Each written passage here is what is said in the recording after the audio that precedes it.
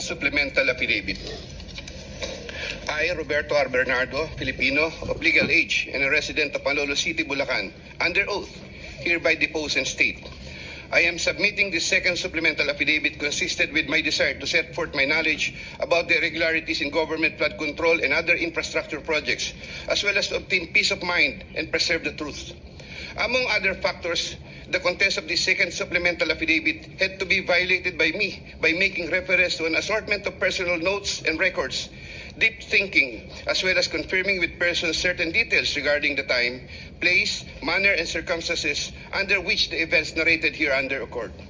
Moreover, owing to the passage of time and the fact that I am no longer part of the DPWH following my retirement in August 2025, the process of collecting facts and details had progressed slower than expected, contributing to the delay in the submission of this second supplemental affidavit.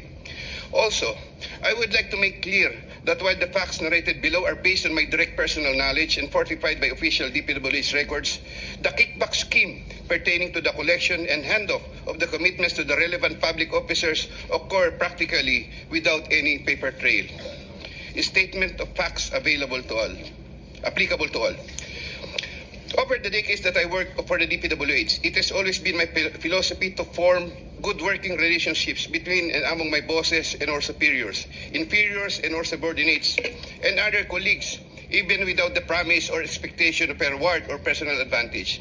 I would rather troubleshoot problems than develop enemies and immediately address all concerns. I would do this so that I can effectively perform my duties and responsibilities under the DPWH. Unfortunately, this professional orientation of mine has forced me to compromising situations that include the matters narrated hereunder.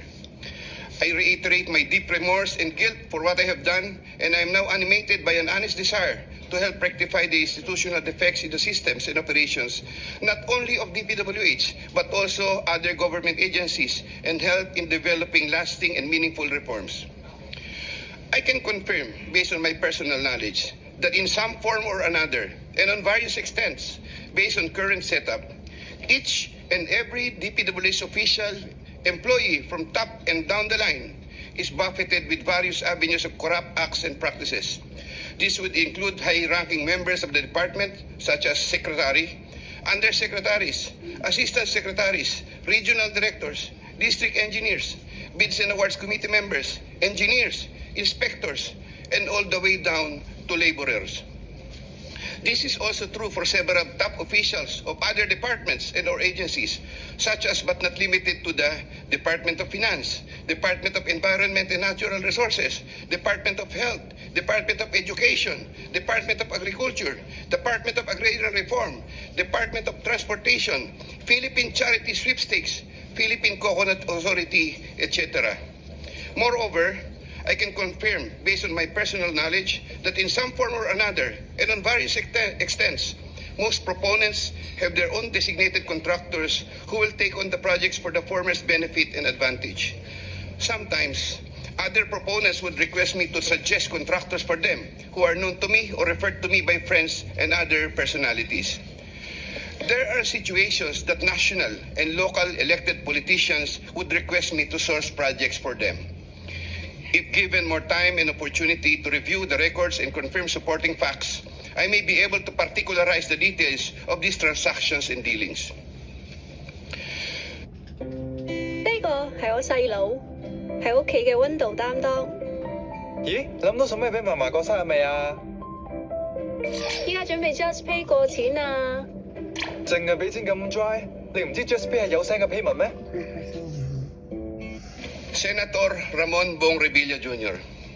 I have a close and friendly relationship with Senator Ramon Bong Revilla, and we go all the way back since the time of Amay Bisaya and Mayor Viseo, who first introduced me to the former legislator while I was still a district engineer in Laguna sometime in 2005 or 2006. We frequently meet in important social gatherings. Senator Revilla later on became a godparent of two of my daughters, while I became a godparent to one of his children. When Senator Revilla was incarcerated, I visited him several times at the PNP Custodial Center at Camp Crame. Because of our close relationship, Senator Revilla had asked me for assistance on several matters which I can no longer exactly recall at the moment because this happened a long time ago and I presently don't have records to help me reconstruct the events. Sometime in the third quarter of 2024, Senator Revilla and I met where he asked me for a list of projects for funding, ostensibly to help him in his national campaign. When Senator Revilla asked me about the percentage of the commitment, I suggested either 20 or 25, to which Senator Revilla said 25%. Soon thereafter, also in the third quarter of 2024, I asked then District Engineer Henry Alcantara to prepare a list of projects, which he subsequently gave to me. The said projects are enumerated in a list here to attach as Annex A. Moreover, still in the third quarter of 2024, I also asked the District Engineer, but later Regional Director for NCR, Engineer Gerard Opalencia, to prepare a list of projects which he subsequently gave to me. The said projects are enumerated in a list here to attach as Annex B. I had the list of projects totaling 1.5 billion submitted by Engineer Henry and Engineer Gerard, consolidated in one sheet of paper, and gave the same to Senator Revilla in the third quarter of 2024. With respect to the projects under the NEP and HGAB, I followed this up with Secretary Manny Bonoan upon request of Senator Revilla, who would also follow this up with Yusek Cathy Cabral. The White House compound is the ancestral home of the Revillas with the large Blue Gate entrance at the time. Sometime in the last quarter of 2024, Engineer Alcantara collected the 25% commitment of about 125 million and informed me that the same was ready for turnover through Engineer Gerard Opalencia. Engineer Gerard Opalencia told me that the 25% commitment was already loaded in my vehicle. After receipt of the 25% commitment, which were packed in 6 cardboard boxes, each containing at least 20 million, and 1 paper bag containing 5 million, I called up Senator Revilla to inform him the same is ready to be turned over to him. Sometime December 2024, probably the Monday after my receipt of the commitment, my driver and I went to the residence of Senator Revilla. Upon reaching the area, I tried calling Senator Revilla, but he was not answering my call, so I waited. After waiting for approximately 1 hour at a nearby gasoline station, we were finally allowed inside the compound by the guard. Once inside, we parked the vehicle and shortly upon alighting, I saw Senator Revilla at the terrace. I walked over to Senator Revilla for a casual talk. While the boxes were being unloaded, Senator Revilla and I talked for about 20 to 25 minutes. I asked him, Sen, bakit hindi ka nangangampanya? Senator Bong replied, okay naman pare, maganda results ng survey. Relax muna. The personnel of Senator Revilla helped in unloading the boxes. After the delivery of the commitment, I headed back to Manila.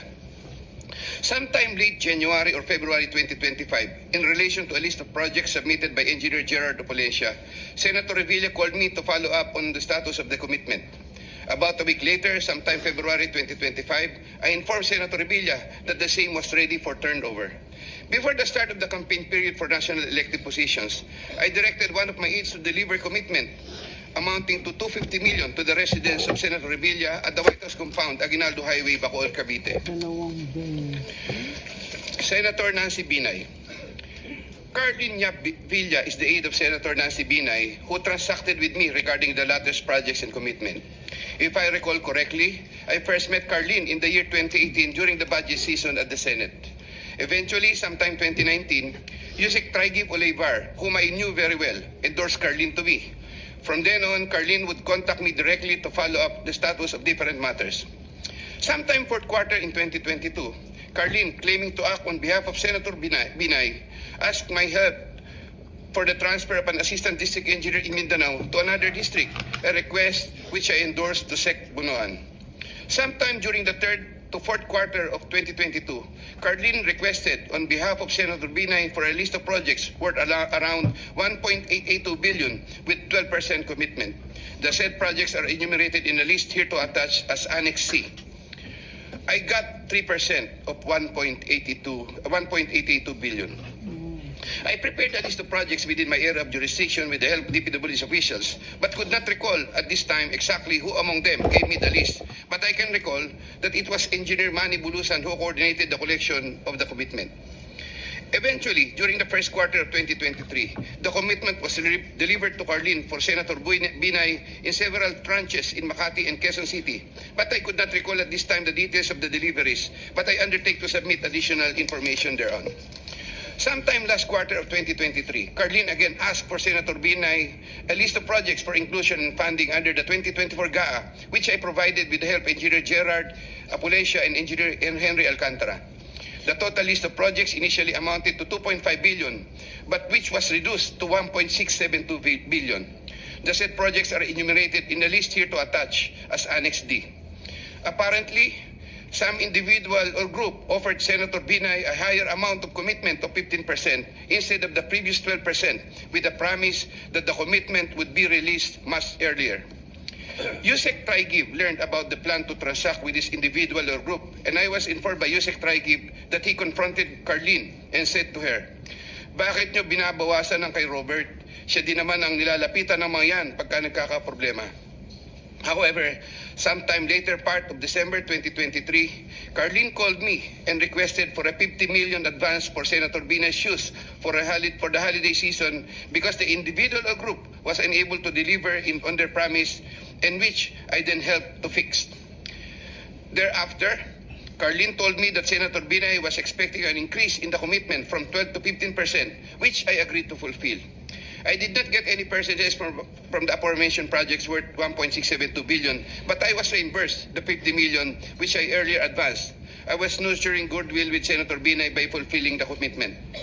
Sometime 2024, Carlin requested me to relay to Sec Bunoan Senator Binay's request for some allocation under the NEP, which I did. Sec Bunoan allocated 500 million for Senator Binay under the NEP for 2025, which I relayed to Carlin. Carlin told me to prepare a list of projects for the 500 million allocation. I then asked a list of projects from Engineer Henry and Engineer Gerard worth 500 million, which I then submitted in person with Sec Bunoan, who then told me he will instruct Yusek Cabral to include the same in the NEP. The list of projects was included in the NEP for 2025. The said projects are enumerated in a list here to attach as Annex E. Likewise, sometime in the last quarter of 2024, Carlin for Senator Binay asked for a list of projects to be included in the 2025 GAA. I then directed Engineer Henry and Engineer Gerard Apulescia to prepare a consolidated list of projects. I submitted a list of projects totaling 3 billion to Carlin, but only approximately 2.6 billion was included. The said projects are enumerated in a list here to attach as Annex F. After these projects appeared in the GAA, Engineer Bulusan, Engineer Apulescia, and myself collected, raised, and prepared the 15% commitment, which was all turned over to me. There were difficulties in collecting the commitment as there were contractors, congressmen who did not give amount considering the issue of for later release projects totaling approximately 80 million more or less, which I had to advance. Despite this total commitment collected and raised for Senator Binay was 15% of 1.2 billion or around 468 million more or less. I earlier mentioned that the 37 million more or less was delivered at Horseshoe Village, Quezon City, which refers to the amount collected by Engineer Henry Alcantara. But upon full recollection, there were two deliveries. The first delivery amounted to 340 million at a house in Horseshoe Village, Quezon City, and the second delivery amounted to at least 200 million at another house, but also in Horseshoe Village, Quezon City. After the second delivery, Carlin told me, "Kinuha na ni Sir, salamat raw. Hindi ka raw kakalimutan sa Makati." The Sir refers to the husband of Senator Binay. I did not get any percentage from the projects worth 3,120 million for NEP and GAA for Senator Binay. Senator Chis Escudero and Maynard Ngu. I met Maynard Ngu at the Manila City Hall during the term of Mayor Erap, and while I was the city engineer of Manila sometime in 2013. Maynard Ngu is a familiar figure in the social political circles, as he would be handling substantial donations to politicians during election season, including the distribution of mobile phones. During the 2022 national elections, Maynard Ngu approached me and asked for help in raising campaign funds. I and other DPWH officials assisted Maynard Ngu in raising campaign funds. These frequent interactions with Maynard Ngu at the court helped me in building our mutual trust with each other, especially in favor of Senator Escudero, whose interest Maynard Ngu was actively promoting. Maynard Ngu was appointed Special Envoy to China for Trade, Investments, and Tourism in 2023. When Senator Chis Escudero became Senate President in 2024, Maynard Ngu approached me and asked for a list of projects for Senator Chis Escudero. Thereafter, sometime November 2024, I asked Engineer Opulencia to prepare a list of projects for Senator Chis Escudero following my conversation with Maynard Ngu. Thereafter, Engineer Opulencia submitted to me a list of projects for funding. The said projects are enumerated in a list here to attach as Annex G. For the projects located in Valenzuela, Engineer Opulencia, through District Engineer Ruel Umali, collected the money for the commitment for Senator Chis Escudero. He delivered the commitment at Diamond Hotel. We saw each other at the Diamond Hotel, and Engineer Opulencia told me, nasa inyo na po, boss. When I asked my driver to confirm, the driver told me, nasa akin na po, okay na po. For the projects located in Marinduque, Engineer Opulencia, through Regional Director Ryan Altea, collected the commitment for Senator Chis Escudero. He delivered to me the commitment at Diamond Hotel. Engineer Opulencia called me and said, may papadala ako sa inyo ngayon. Sa iyo ngayon, dadali na lang po sa Diamond. Later, the driver told me, nasa akin na po, okay na po. Following a deeper recollection of the facts and checking with public records, I can now confirm that in addition to the Valenzuela and Marinduque projects, Engineer Opulencia also provided the list of projects for Oriental Mindoro and Quezon City. The complete list of projects for Senator Chis Escudero is worth 1.4 billion with 20% commitment. The said projects are enumerated in a list here to attach as Annex H. Sometime early 2025, I made the first delivery of 160 million for Senator Chis Escudero at the Cherry Mobile Building at Maynard Ngu in Apacible Street, Manila. Thereafter, early 2025, I made the second delivery of 120 million for Senator Chis Escudero, also at the Cherry Mobile Building of Maynard Ngu. Senator Jinggoy Estrada. I have known Senator Jinggoy Ejercito Estrada since I met Senator Jinggoy Estrada through the social circles of Senator Bong Revilla. We usually had encounters during social gatherings of people in the movie industry. We developed a close relationship. Sometime in 2010, when I was Assistant Regional Director of DPW's Region 4A, Senator Jinggoy was backing me to become a Regional Director. When I failed to become a regional director, I applied for the position of city engineer, and Senator Jinggoy was one of those who recommended me. When he was incarcerated, I would visit him, but sometimes together with then City Mayor Joseph Erap Estrada. Sometime in 2023, Senator Jinggoy requested Secretary Bunoan through me for projects worth 500 million. Secretary Bunoan agreed to give 450 million for the DPW's NCR building, which Jose Cabral included in the NEP for 2024 with an 18% commitment for Senator Jinggoy. Senator Jinggoy called me sometime in the third quarter of 2024 and asked me to request the amount of 1 billion from Sec Bunoan. Senator Jinggoy said, tulungan mo na lang ako dyan kasi marami pa akong tutulungan sa eleksyon. I replied, okay na ba ang 25% Sen? Sen Jinggoy responded, okay na ang 25%. I relayed to Sec Bunoan the request of Sen Jinggoy.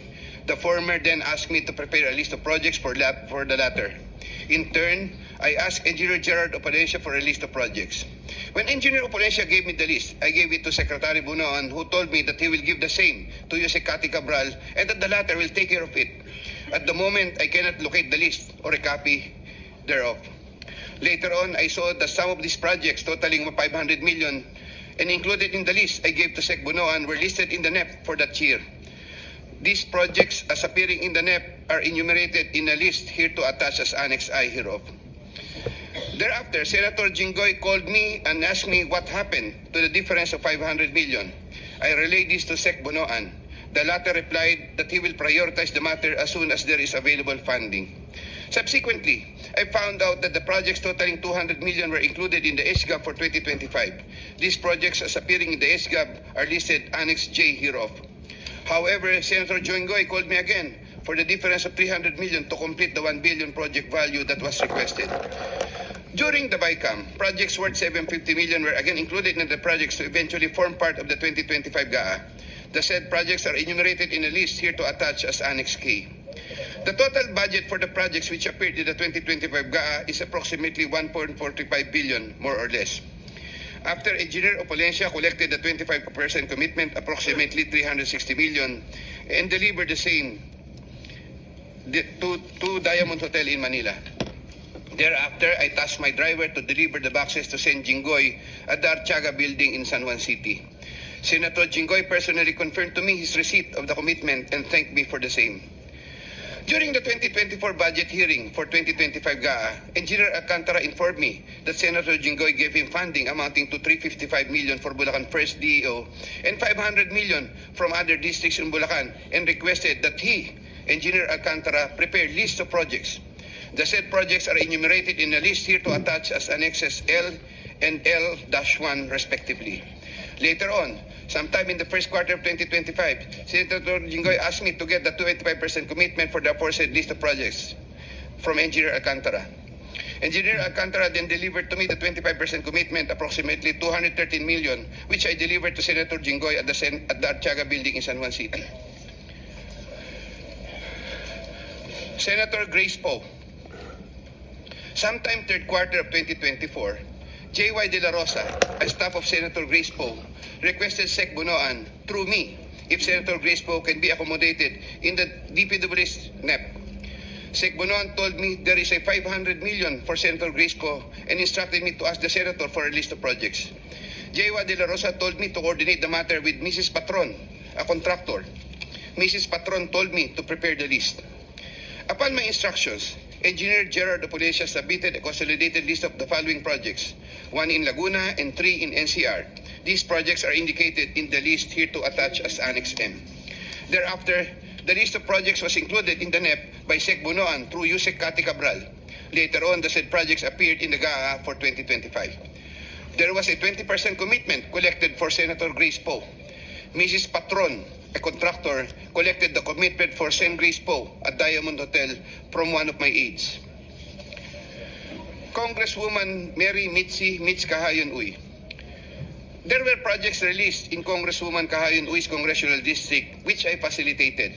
I submitted projects being proposed by her to proponents for funding, the details of which I am still verifying and confirming at the moment. Congressman Plerida Robes. There were also projects released in Congresswoman Plerida Robes' congressional district which I facilitated.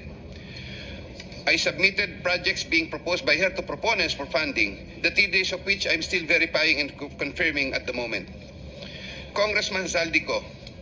In addition to my statements in my affidavit dated 25 of September 2025, I was told by Engineer Alcantara, Congressman Zaldi would from time to time deal also with Engineers Gerard Pacanan, Gerard Opolescia, and Danny Villa. There were times Engineer Gerard Pacanan and Gerard Opolescia would give me certain amounts, supposedly from Congressman Zaldico. Yusek Traigib Olivar of Debed. In addition to my statements in my affidavit dated 25 of September 2025, I wish to add that I have known Yusek Traigib as early as 2010 when he was still a staff of Senator Bong Revilla. He is a common figure in budget deliberation hearings and by reason of which I had interacted with him on multiple occasions. Yusek Traigib then worked under the office of Senator Edgardo Angara and then later worked under the office of Senator Sani Angara. When Senator Sani Angara became a chairman of Finance, Yusek Traigib and I would have several interactions as part of our work in budget preparations. When Senator Revilla was incarcerated with Senator Jinggoy Estrada, Yusek Traigib and I would frequently call each other so we can help look after the welfare of concerns of Senator Revilla, whom I visited several times with Senator Jinggoy Estrada while they were in detention. Aside from the details I had earlier mentioned in my affidavit dated 25 of September 2025, Yusek Traigib and I also had transactions concerning Senator Angara between 2019 and 2024, where Yusek Traigib received deliveries representing 12% of the projects of Senator Sani Angara, while the latter was chairman of Finance. As I previously mentioned in my affidavit dated 25 of September 2025, Yusek Olivar and I discussed the unprogrammed appropriations supposedly for the Office of the Executive Secretary. Thereafter, DPWH received a special allotment release order, which included projects worth 2.85 billion. The contract IDs for the projects worth 2.85 billion covered by the said SARO can be secured from the records of DPWH Regional Office for Region 3 and the First District Engineering Office of Bulacan. Moreover, in the unprogrammed appropriate allocation for 2025, there could have been an additional 12 billion more or less funding, which I am verifying and confirming at the moment.